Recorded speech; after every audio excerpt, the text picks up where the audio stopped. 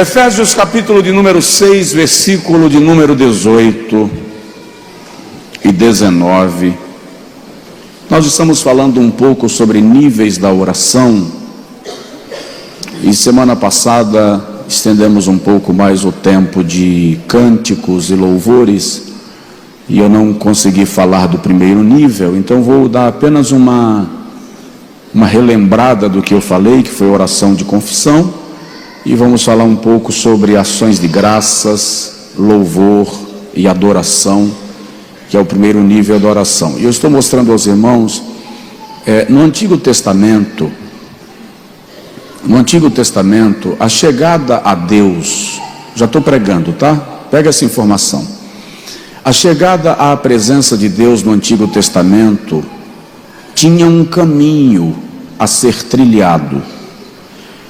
Todas as vezes que o sacerdote ou o sumo sacerdote ia ao lugar santo para apresentar a Deus a oferta, a oração e a intercessão, o primeiro lugar pelo qual ele passava era pelo altar do holocausto, onde ele oferecia a Deus um sacrifício. Em seguida, primeiro ele passava pela pia da purificação. Primeiro ele se lavava, se purificava para entrar na presença de Deus. Depois ele passava pelo altar do holocausto, onde oferecia a Deus uma oferta, um sacrifício, para ser aceito diante de Deus, porque havia uma regra. Você está me ouvindo bem? Havia uma regra que dizia: ninguém apareça perante mim de mãos vazias. Então, o adorador que ia buscar a presença do Senhor, primeiro se purificava na pia da purificação, depois ia ao altar do holocausto e oferecia ao Senhor uma oferta. Em seguida ele avançava um pouco mais, chegava no altar de incenso, onde ele oferecia incenso ao Senhor. E aquele incenso era o símbolo da oferenda cujo cheiro subiria à presença de Deus, era a oferta de ações de graças. Só depois que ele passava pelo altar de incenso, é que ele então chegava na mesa dos pães da proposição ou da preposição.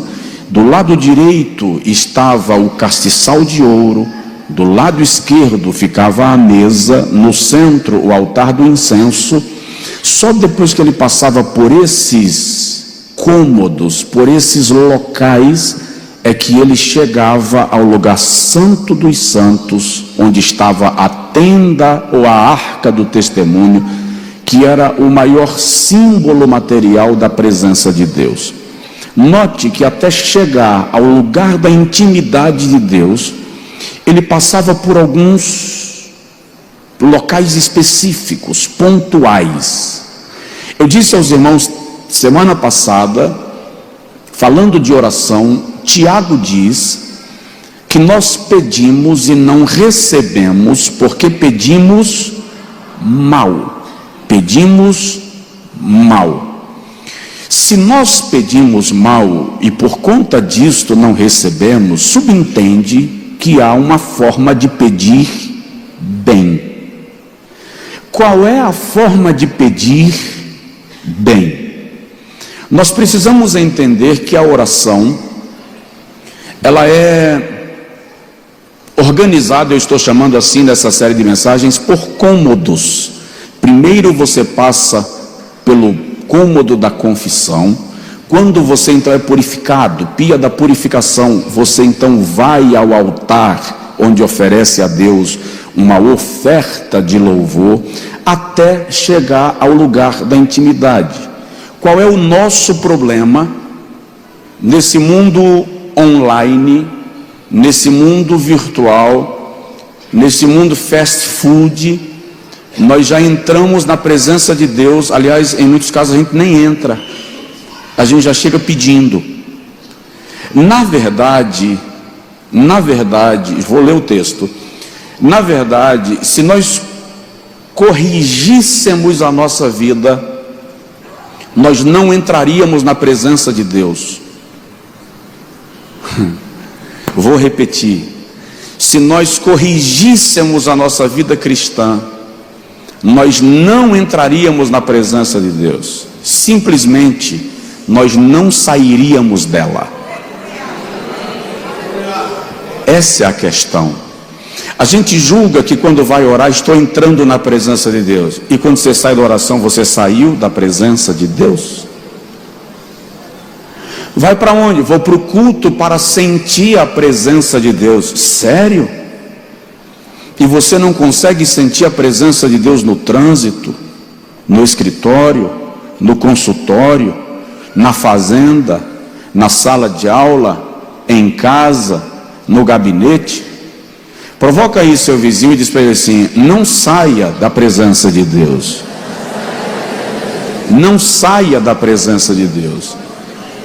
Então, Paulo, quando está ensinando sobre a oração, e ele dá esta orientação apostólica e pastoral, ele diz: orando em todo o tempo, ore em todas as situações. A expressão é essa: orando em todas as circunstâncias, com toda oração e súplica no Espírito. A expressão de Paulo é: com toda forma de orar, com todas as formas de oração, com todos os tipos de oração no Espírito, vigiando nisto com toda perseverança, vigiando com perseverança por todos os santos. No versículo 19 ele diz: e por mim, para que me seja dada no abrir da minha boca a palavra com a autoridade, com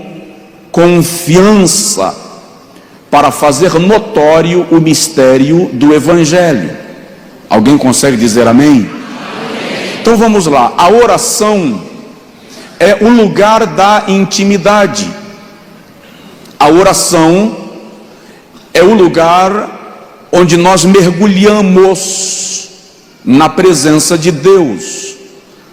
Se folhearmos a Bíblia, vamos perceber que Deus é um Deus de relacionamentos. Ele se relaciona conosco, e não se relaciona conosco apenas pela via da oração. Deus se relaciona conosco pela palavra. Deus se relaciona conosco pelo nosso exercício de vida cristã. A oração, portanto, é o momento que você, ou aquela oração reservada, é o momento que nós separamos exclusivamente para mergulhar na intimidade de Deus, de modo que nós estamos orando incrivelmente e de vez em quando consultando o WhatsApp.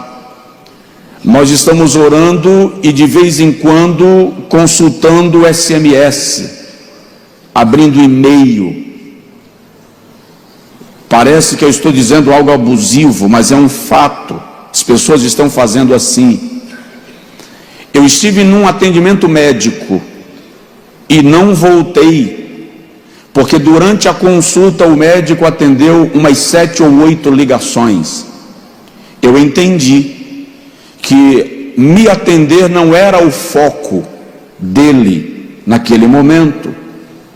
Quando eu estou no gabinete atendendo alguém, o meu celular vai para a gaveta.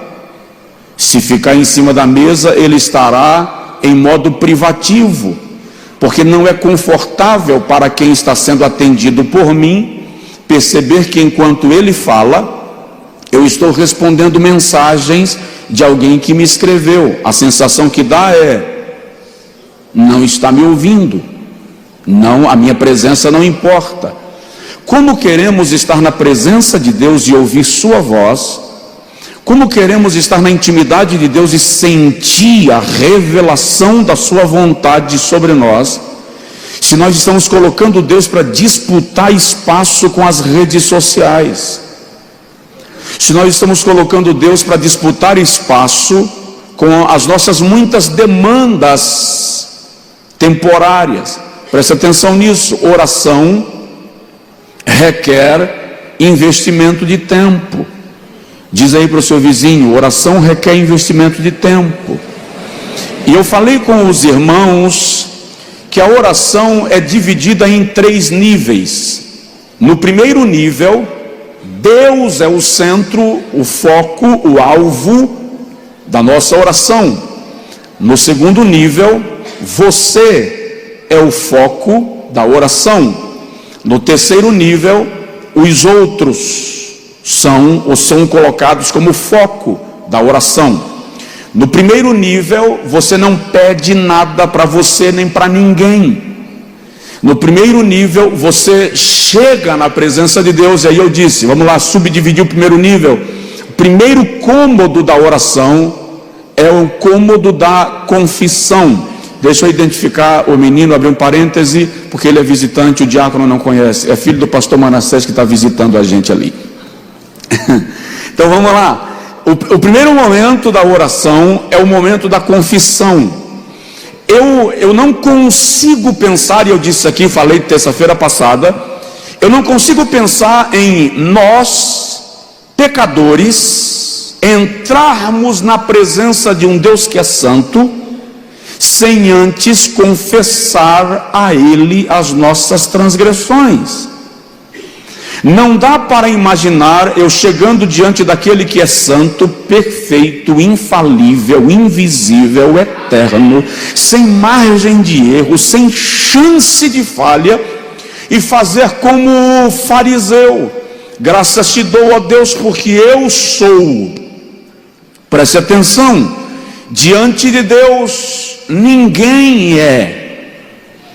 Primeira carta de Paulo aos Coríntios, capítulo 1, versículo 28 e 29, Paulo diz: pelo contrário, Deus escolheu as coisas fracas deste mundo para confundir as fortes, e Deus escolheu as coisas loucas deste mundo para confundir as sábias, e Deus escolheu as que não são para reduzir a nada as que são, a fim de que ninguém se glorie na sua presença. Nossa religião, eu vou corrigir, nossa religiosidade nos ensinou que nós podemos chegar diante de Deus apresentando a Ele o nosso currículo.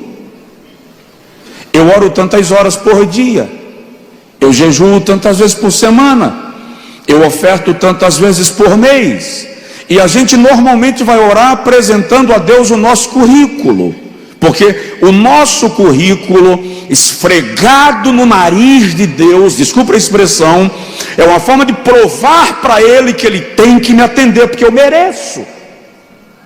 Só que o profeta Isaías, no capítulo 64, diz que a nossa justiça, o melhor de nós, diante dele, é como trapo de imundícia. E eu vou te explicar o que é trapo de imundícia. No contexto do Antigo Testamento não haviam absorventes para as mulheres utilizarem no período do ciclo menstrual. Então elas usavam pequenos pedaços de pano para conter o sangramento menstrual. É aquilo que é chamado de trapo de imundícia. Isaías está dizendo que a minha justiça diante de Deus, vai lá, se choca, vai, é pano de menstruação. E eu posso chegar diante de Deus e argumentar a minha justiça? É por isso que o salmista diz: choquei? Você fica assim com cara de... Falei alguma coisa estranha? Salmo 32, confessei-te o meu pecado e a minha iniquidade eu não encobri. Eu dizia no meu coração: confessar-te-ei o meu pecado e tu perdoarás a minha transgressão. Isaías 6, esse é um dos textos mais lindos da Bíblia. Isaías diz: no ano em que morreu o rei Uzias, eu vi o Senhor sentado num alto e sublime trono, e a orla do seu manto enchia o templo, e a casa se encheu de fumaça. Em algumas versões diz: a casa se encheu de glória. E eu via os serafins que estavam como diante dele, e com 2 asas cobriam os rostos, reverência à sua santidade, e com 2 asas cobriam os pés, reverência à missão da igreja, e com 2 asas voavam, disposição de servir, e diziam: santo, santo, santo é o Senhor dos exércitos, toda a terra está cheia da sua glória. Repete comigo, vamos juntos: santo, santo, santo é o Senhor dos exércitos, toda a terra está cheia da sua glória. Aleluia.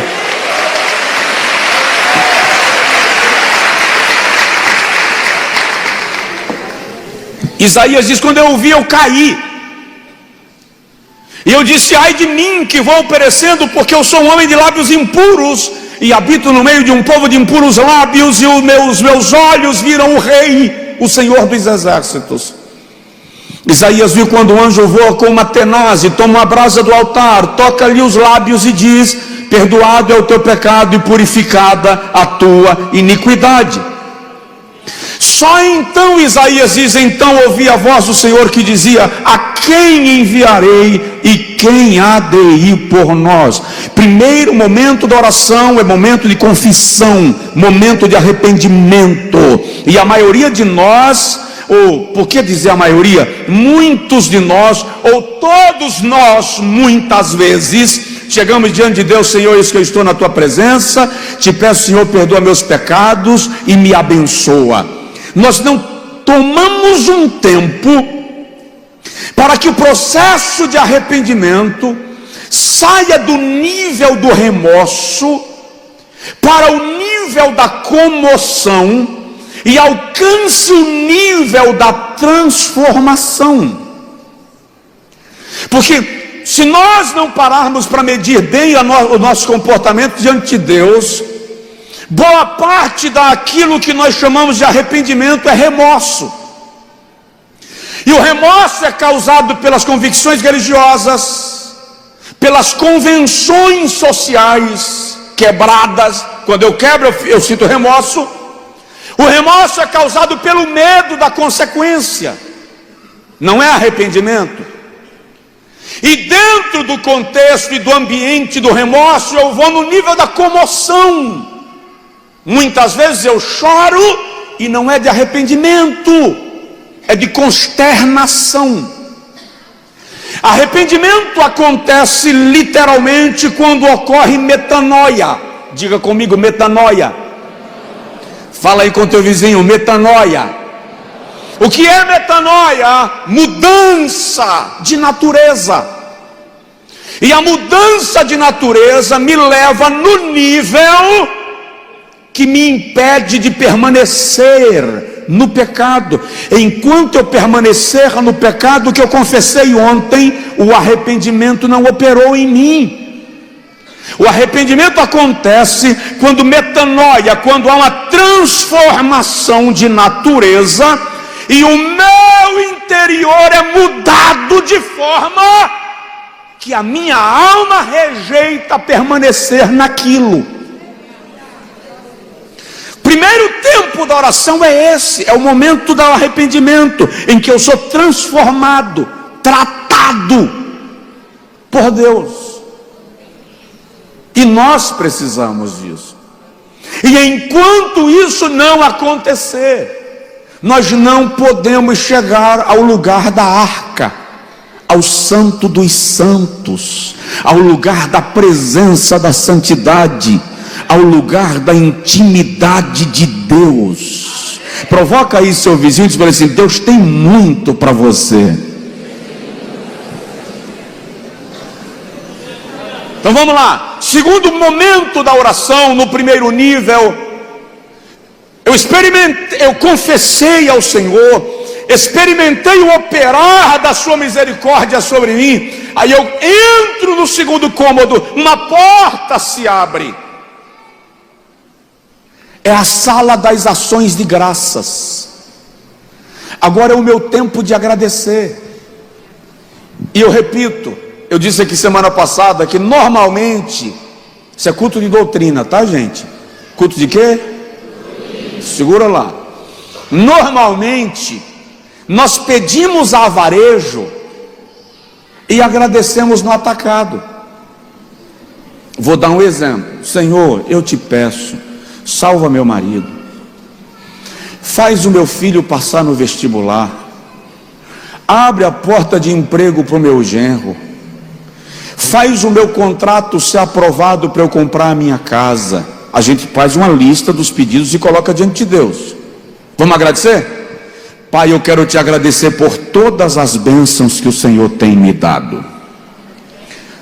Fala sério, regra geral, basicamente, é assim ou não é? Nós não tomamos tempo agradecendo com o mesmo cuidado e critério que a gente pede.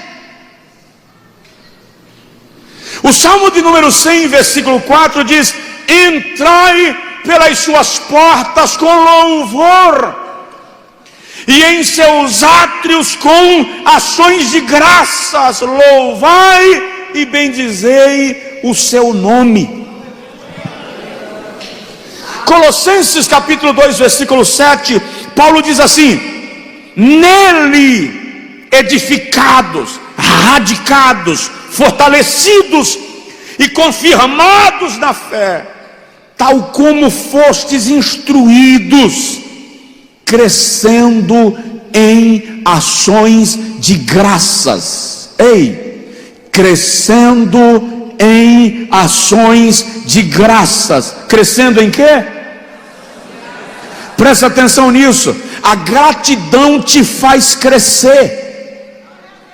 Crescendo em ações de graças. Provoca o vizinho e fala com ele: gratidão te faz crescer.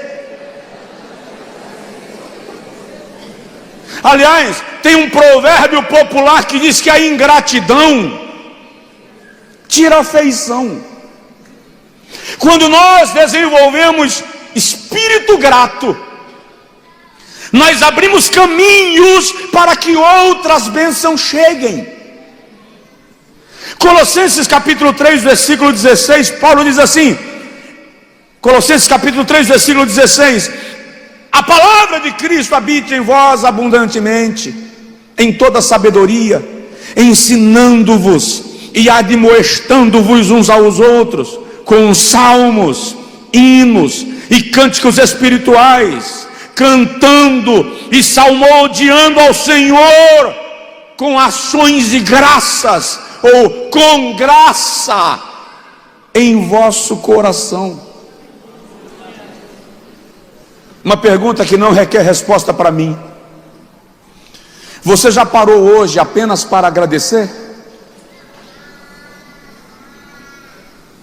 Quando você chegou no culto hoje à noite, qual foi a primeira coisa que você fez? Pediu ou agradeceu? O segundo momento da oração para nós é pedir.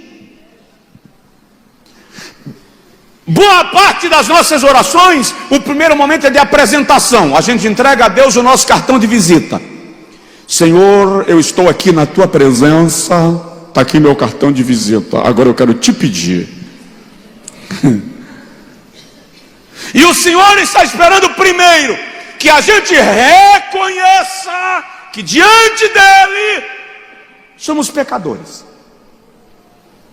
Segundo, reconheceu, confessou, e ainda assim ele te recebeu, porque sua misericórdia é abundante. Agradece. Agradece. Agradece pelas bênçãos que ele tem te dado. Agradece pelos livramentos que ele operou na tua vida. Agradece pela saúde. Tô doente, pastor. Agradece pela vida. Agradece pelo sapato. Meu tá velho, não consegui comprar um novo. Agradece pelo pé. Agradeça. Seja grato. Já falei com os irmãos, eu tomei café preto adoçado com rapadura misturado com farinha, muitas vezes. E um dia eu fui citar isso numa pregação, o irmão falou assim: café com farinha é gostoso, irmão. Isso é gostoso hoje, que eu tomo se eu quiser. Agora, segunda, terça, quarta, quinta não, que era ciclo de oração, jejuar era obrigatório lá em casa. A gente não jejuava por opção, jejuava por obrigação. E se minha mãe descobrisse que eu comia o lanche do colega na escola, meu jejum estava comprometido com a surra. Sexta, sábado, domingo era dia de jejuar também obrigatoriamente. Quer saber? Tinha dia que jejuar era um alívio. Mas quando eu ia reclamar, e tinha um problema, porque quando o café estava quente demais, e eu colocava farinhas da hora, virava um pirão insuportável. Mãe, não vou comer isso. Vai, que só tem esse. Mas mãe, me dá o de Lázaro. Me dá o de... Vai comer esse, que não pode perder. E não reclama não, que isso é bênção. Agradece. Agradeça. A gratidão te fará crescer. A gratidão vai te promover. As ações de graças vão abrir caminhos de provisão para a sua vida. Ei, quando você agradece pelo que tem, Deus te dá o que você não tem.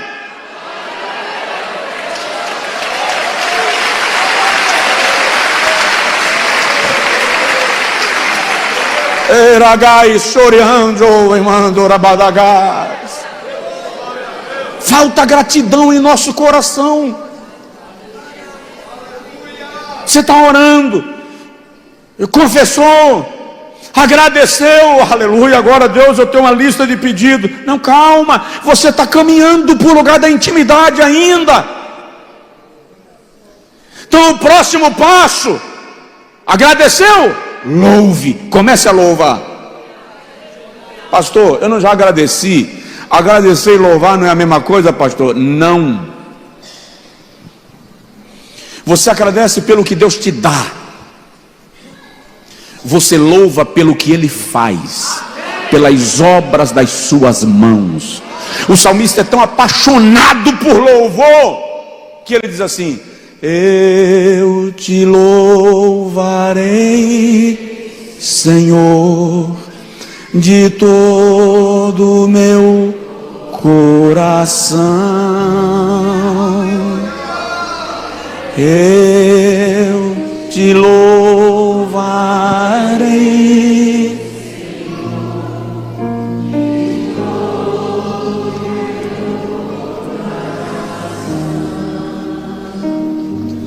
Na presença dos deuses, a ti cantarei louvor.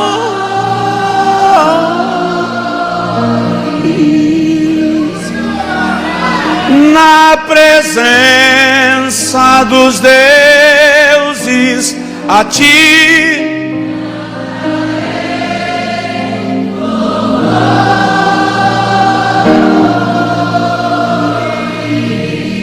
louvar é reunir as obras de Deus e expressá-las em palavras. E aí, eu disse aqui outro dia que é outra falha, se eu tomar ao pé da letra, à luz da Bíblia, nós cometemos uma falha por causa de um jargão. Agora nós vamos para o momento do louvor. Essa falha é igual àquela outra que diz assim: agora nós vamos para o momento mais importante do culto, que é o momento da palavra. As duas expressões estão erradas. O momento do louvor é tão importante quanto o momento da palavra. Só que eu tenho que entender que isso não pode ser momento. Louvor não pode ser momento. Louvor tem que ser estilo de vida. A minha vida precisa louvar. Ei, a minha roupa precisa louvar. Primeiro livro das Crônicas, capítulo de número 16, versículo de número 29. O salmista diz assim: adorai ao Senhor, exaltai ao Senhor, vestidos de trajes santos. Louvar é reconhecer os seus feitos, reconhecer as obras das suas mãos, reconhecer o que Ele fez. É tão importante o louvor. Presta atenção, louvor não é recheio de culto. Tem gente que pensa que o louvor acontece antes da pregação, que é para dar tempo o povo chegar. Está errado. Louvor é um convite a Deus para que Ele venha. Todas as vezes que o profeta, o vidente, no Antigo Testamento, ia consultar ao Senhor, ele chamava um levita, um tangedor, para tocar um instrumento, porque por meio do louvor o Senhor se manifestava. Salmo 22:3 diz que o Senhor está entronizado no meio dos louvores do seu povo.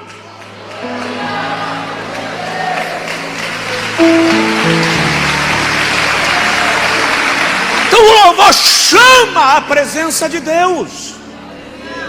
Na oração, o louvor atrai a presença de Deus. Na oração, o louvor pede a Deus para estar perto, ou permissão para chegar a Ele. E nós precisamos desenvolver o hábito do louvor. E presta atenção, nem todo cântico é louvor. Tem cântico que é desabafo, tem cântico que é ladainha, tem cântico que é expressão de depressão, e tem cântico que é sofrência. Ah, irmão, tem um negócio que dá uma depressão. Tem uns trem que dá uma depressão, é sofrência. Louvar é expressar os seus atos, é expressar os seus feitos, é expressar as suas obras, é reunir a sua operação. Salmo de número 34, versículo de número 1. O salmista diz assim: bendirei ao Senhor em todo o tempo. O meu louvor, o seu louvor estará continuamente. Diga comigo, continuamente. Repete, continuamente. Diz aí para o seu vizinho: louvor não é o que você faz no culto. Fala com ele: louvor é o que você faz na vida.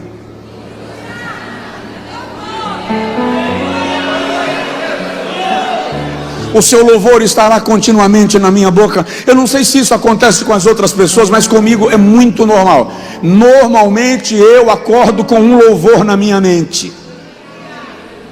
Quando eu menos percebo, eu estou assoviando aquele louvor, estou cantando aquele louvor. E às vezes quem está comigo no telefone, que fala em câmera lenta e demora muito de uma palavra para outra, eu acabo cantando. Ou seja, o teu louvor estará continuamente na minha boca.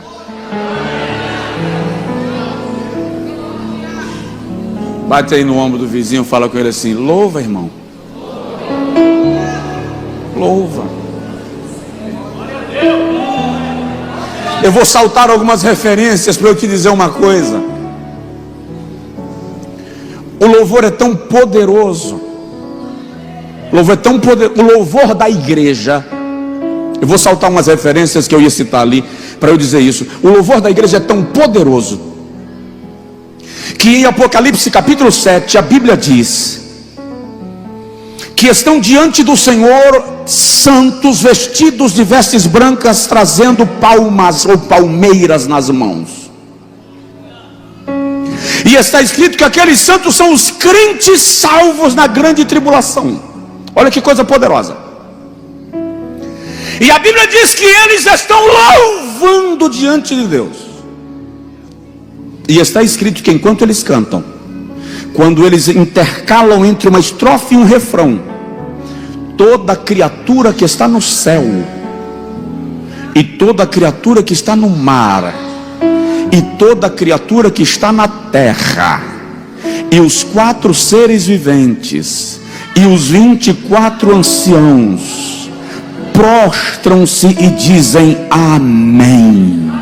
Louvor e glória, sabedoria e ações de graças, domínio e poder ao nosso Deus que fez os céus e a terra. Ô igreja, o ministério de louvor, louvar é o maior privilégio que Deus deu à sua igreja.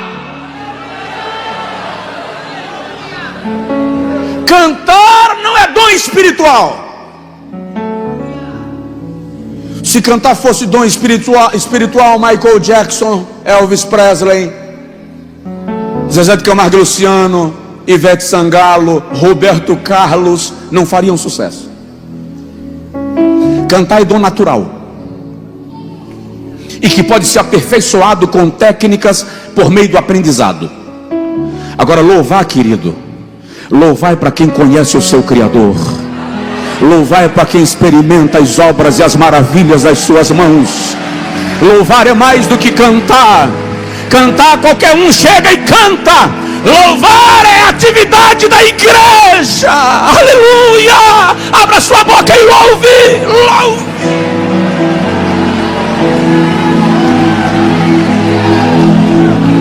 O seu louvor mexe com o mundo espiritual, gente. O louvor da igreja mexe com o mundo espiritual.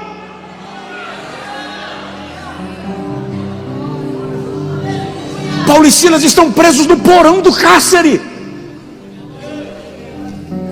Querem saber o que é o porão do cárcere onde Paulo e Silas estavam? É o lugar onde caíam os dejetos da prisão, presos a troncos. Paulo olha para Silas e fala assim: ô Silas, vamos fazer um negócio? Canta que eu oro. Aí Silas começa a cantar. Eu não sei o que Silas cantou, a Bíblia não traz a letra da música que Silas cantou, mas pode ser que Silas tenha cantado algo do tipo: Tu és fiel, Senhor, eu sei que Tu és fiel. Tu és fiel, Senhor.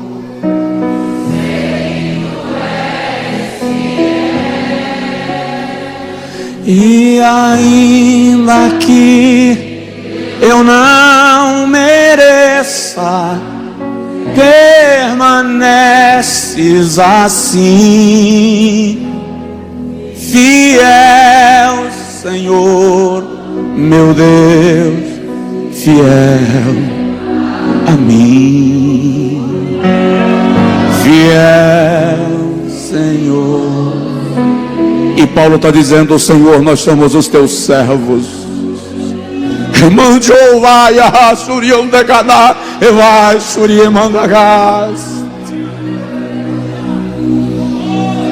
Não estamos presos por crimes, mas por anunciar o Cristo ressurreto. Canta, Silas. E Silas vai cantando, e eu não achei a nota. De repente Jeová lá do trono diz assim para o anjo: vai lá embaixo, balança aquele troço lá.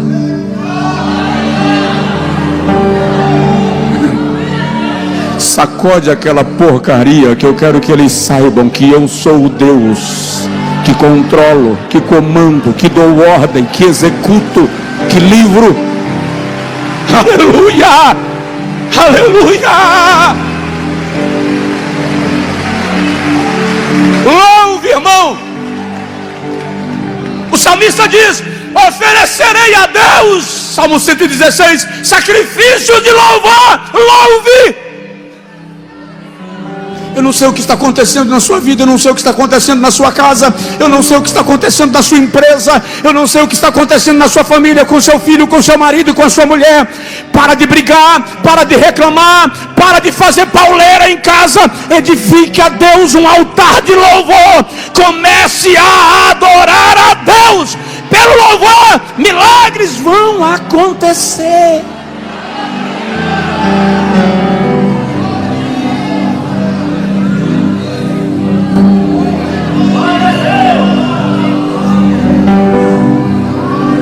Experimente louvar. Experimente louvar. Experimenta louvar.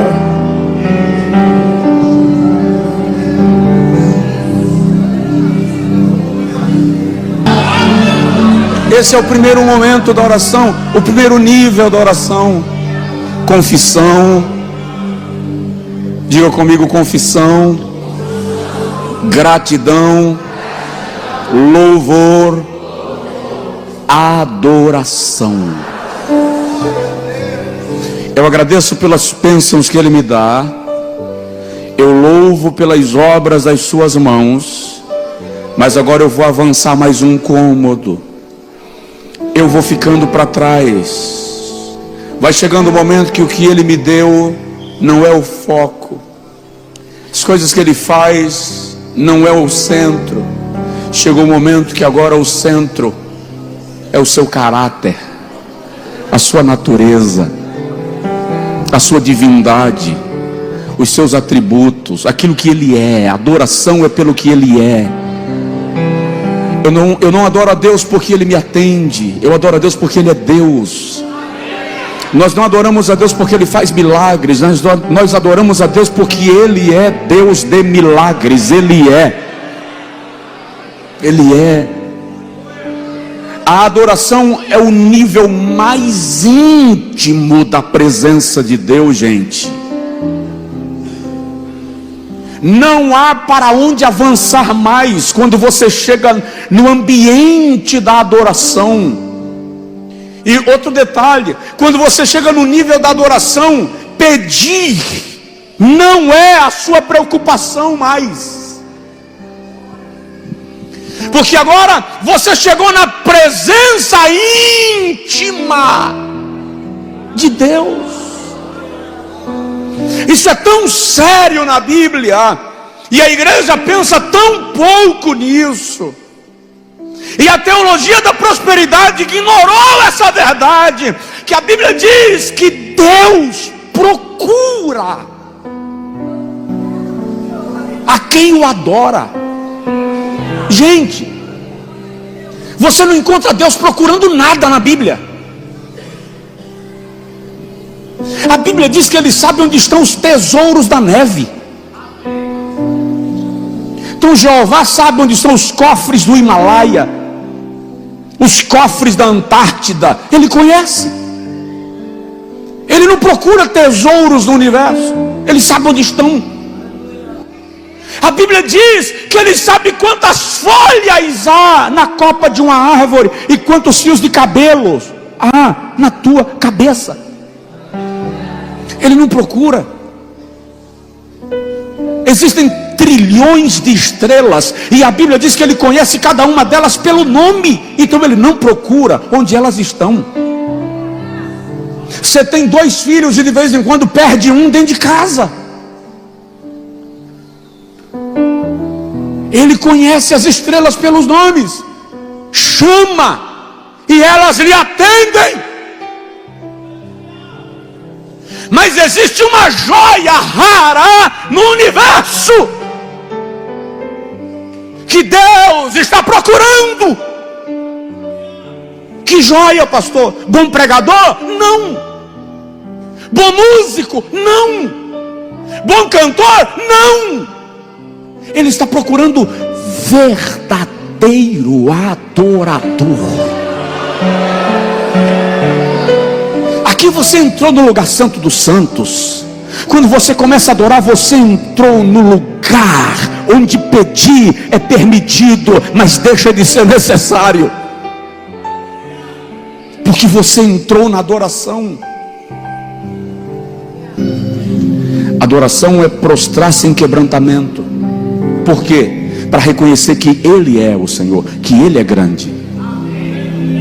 Deixa eu te falar só um exemplo sobre adoração para a gente orar, porque eu tenho algumas referências e não, se eu for citar cada uma e fazer um pouquinho de exegese de cada uma, a gente vai romper muito a hora e eu não quero que isso aconteça. Mas Jesus tem uma família que é muito amiga dele. 3 irmãos. A Bíblia não diz o que eu vou falar agora, mas eu imagino 3 coroões morando numa casa: Lázaro, Marta e Maria. E é uma família abastada. É uma família abastada. Eles têm sepulcro no terreno deles. Isso era próprio das famílias abastadas. Eles têm a despensa cheia. Todo mundo aqui sabe que chegar uma visita na casa, meio-dia, na hora do almoço, trazendo mais 12, só é possível dar comida para esse exército se você tiver a despensa cheia. A tradição diz que os pais de Marta, Maria e Lázaro eram um distribuidor de vinho que abastecia Jerusalém desde Betânia. Jesus tem uma relação muito gostosa de amizade com Lázaro, com Marta e Maria. Marta tem a coragem de contestar Jesus. Isso é coisa de quem tem intimidade. A minha percepção me faz ver Marta como uma mulher de personalidade forte. Maria uma mulher mais pacata, mais serena. E um dia Lázaro ficou doente. E a tradição diz que era uma quinta-feira o dia que Lázaro adoeceu. E Marta chama um dos funcionários da casa, um dos servos da casa, e diz: vai ao encontro de Jesus e diz para ele: Lázaro, teu amigo a quem tu amas, está doente e vai morrer. É para a morte. De onde Marta morava para o lugar onde Jesus estava era um caminho de viagem, um dia de viagem. E o rapaz sai pela manhã e chega onde Jesus está no entardecer e diz para Jesus: mestre, Marta e Maria mandaram dizer para o Senhor que Lázaro, o amigo a quem tu amas, está doente e vai morrer. Ninguém viajava à noite naqueles dias por causa dos salteadores. Então subentende que o rapaz, o mensageiro, dormiu para sair no outro dia. E quando ele levanta para sair, Jesus olha para ele e diz assim: diz a Marta e a Maria. Eu nunca vi um recado tão estranho como esse. Esse recado de Jesus é estranho.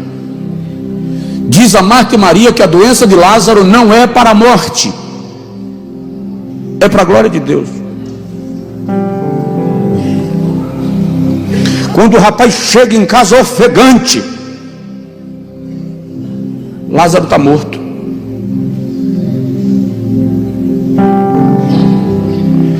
Primeiro nó é na cabeça do rapaz. Sei não, viu? Como é que eu digo agora? Jesus falou que o cara não ia morrer, morreu. Não é, é só a minha cabeça que dá nó com isso, ou a de vocês também fica meio... Morreu.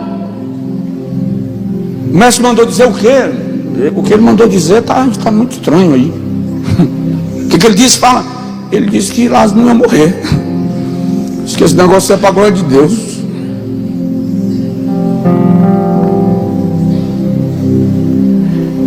Jesus não veio para a cerimônia fúnebre. Jesus não foi para o sepultamento. 4 dias depois de sepultado, Jesus chamou os discípulos e disse assim: vamos lá em Betânia, porque Lázaro está dormindo.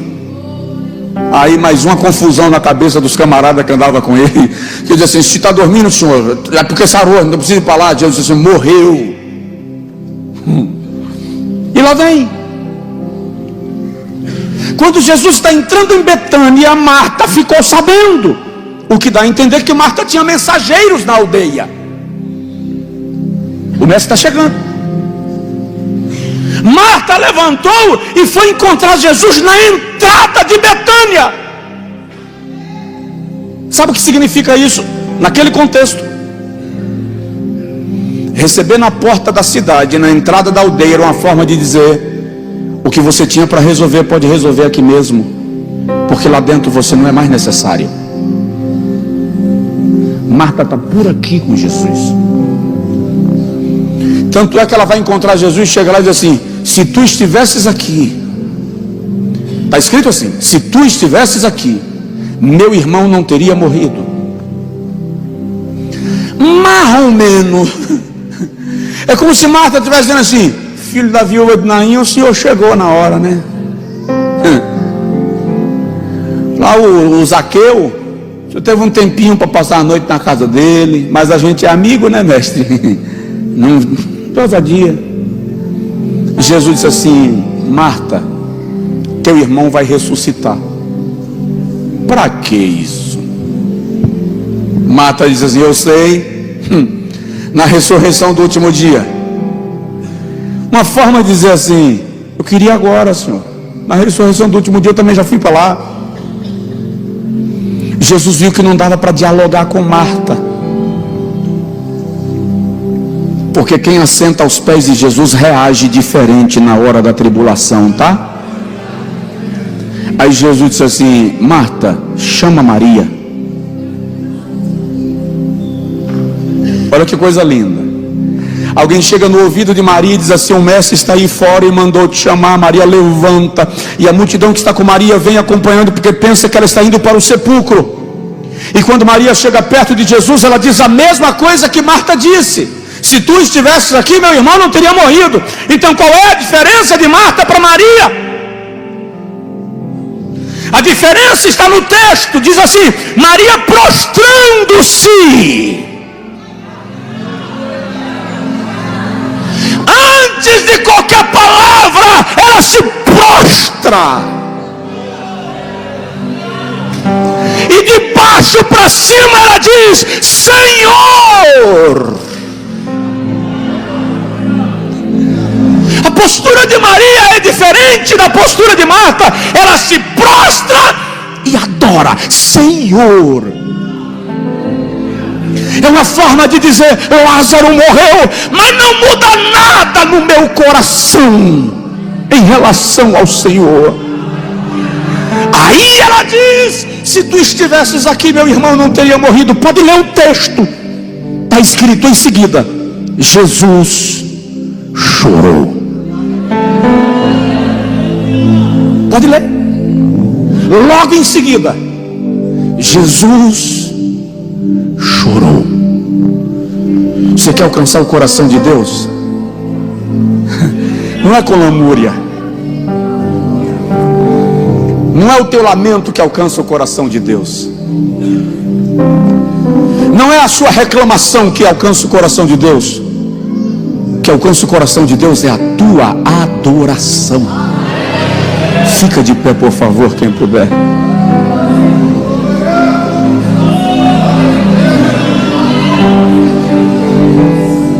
Primeiro nível da oração: confissão, ações de graças, louvor, adoração. Vem cá, esse menino, Agnus Dei. Segura um pouquinho, aguenta um pouco. Eu sei que tem até gente com um pouquinho de frio, mas aguenta um pouquinho. Agora, durante esse louvor, Jeová vai marchar como guerreiro forte, e algumas muralhas e barreiras que estão te trazendo aflito, angustiado e deprimido vão cair. Isaías 63, eu amo esse versículo porque ele diz assim: quem é este que vem de Edom, vestido de vestes salpicadas de sangue? Deixa eu ler o texto, porque eu não lembro do texto inteiro. Isaías 63. Quem é este que vem de Edom, de Bosra, vestido de vestes salpicadas de sangue? Ele é glorioso em sua vestidura e marcha na plenitude da sua grande força. Quem é ele? eu que falo em justiça, poderoso para salvar. Ele vem marchando sobre os montes para te dar socorro. Ele vem com as suas vestes salpicadas de sangue, pisando sobre os alteiros para te dar vitória. Ele vem na sua grande força, desbaratando inimigos, derrubando forças espirituais e estabelecendo livramento sobre a sua vida. Dá uma sacudidela de leve no seu vizinho e diz para ele: ele vem poderoso para salvar. Adore a ele, adore a ele, adore a ele.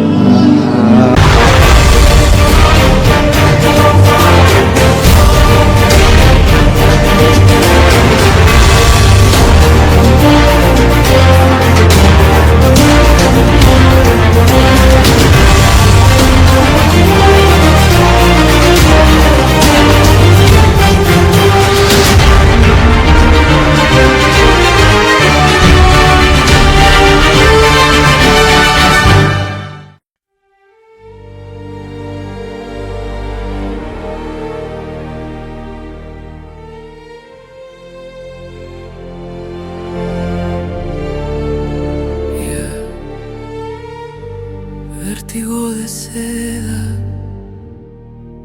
mi calma se queda. Tu piel me provoca, mi alma te toca, mi voz invoca, tu luz sofoca, la noche suspira, mi mente conspira, tu sombra delira, mi calma se vira. Vértigo de seda, mi pecho en caída, tu culpa metida, mi fe rendida. Cada paso te nombra, mi alma en la sombra. Tu beso me asombra, mi calma se alfombra. El aire me atrapa, mi pecho se escapa, tu nombre me tapa, mi voz se desmapa. Vértigo de seda, mi trama encendida, tu luz prendida.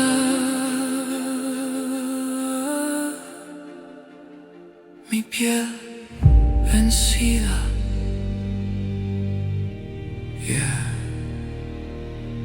vértigo de seda, mi alma completa.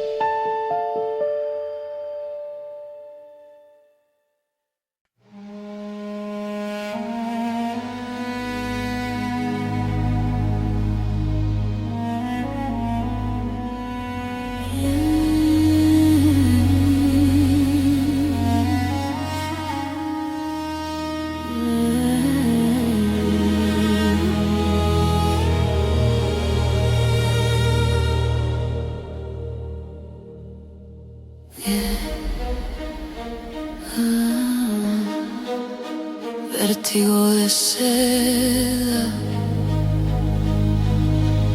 Mi calma se queda. Tu piel me provoca, mi alma te toca, mi voz invoca tu luz, sofoca, la noche suspira. Mi mente conspira, tu sombra delira, mi calma se vira, vértigo de seda,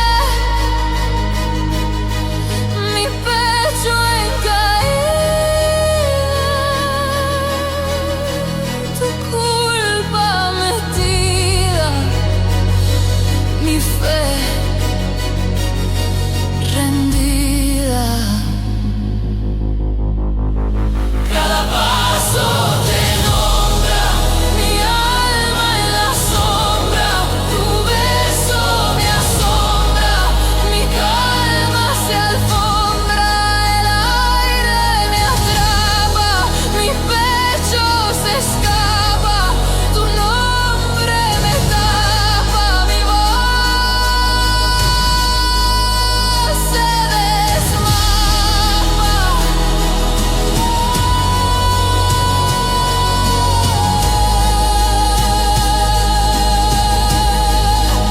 Vértigo de seda,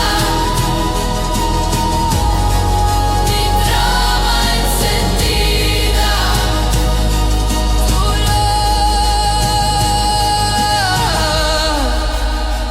tu luz prendida, mi piel vencida, yeah. Vértigo de seda,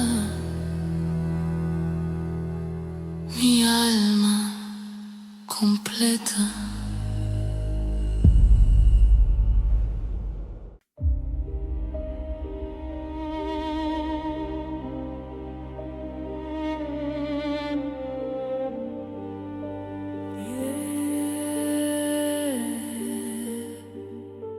Vértigo de seda, mi calma se queda,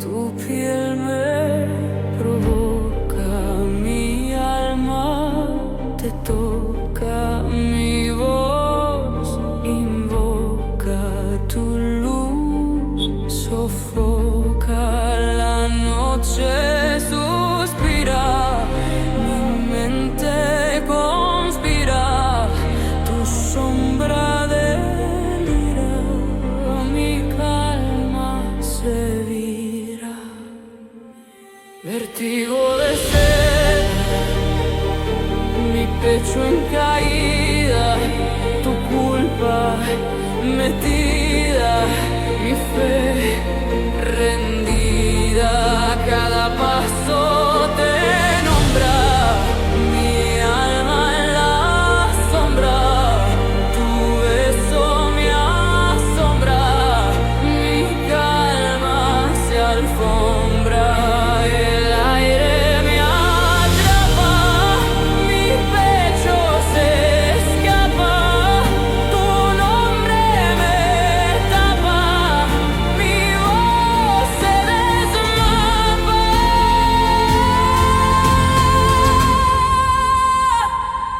Vértigo de seda, mi trama encendida,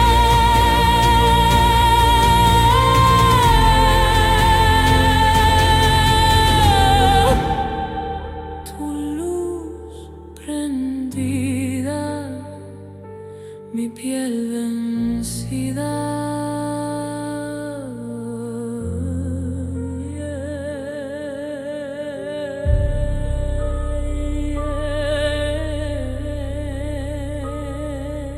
vértigo de seda, mi alma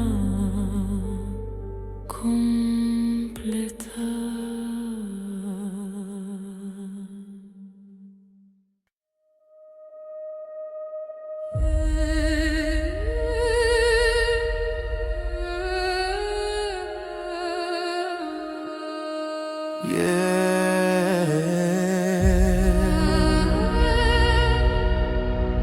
Vértigo de seda,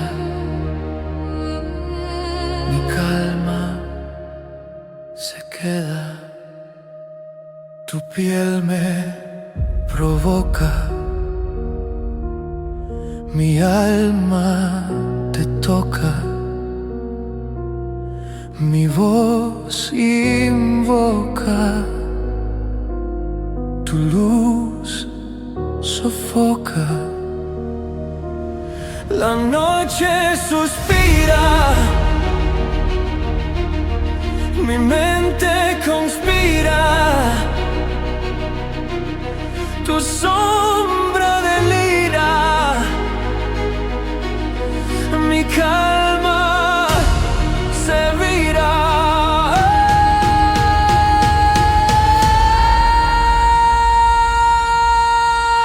Vértigo de seda,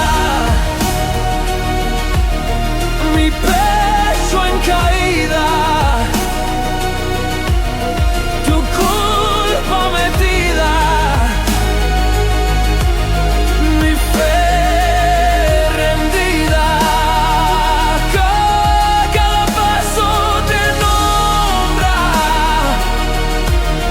mi alma en la sombra, tu beso me asombra. Mi calma se alfombra, el aire me atrapa, mi pecho se escapa, tu nombre me tapa, mi voz se desmapa. Vértigo de seda, mi trama encendida, tu luz prendida,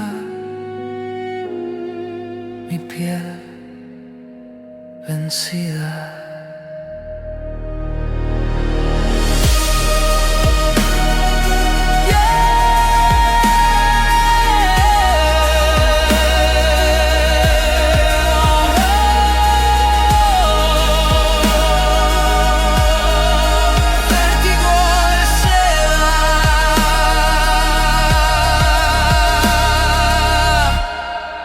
Mi alma completa.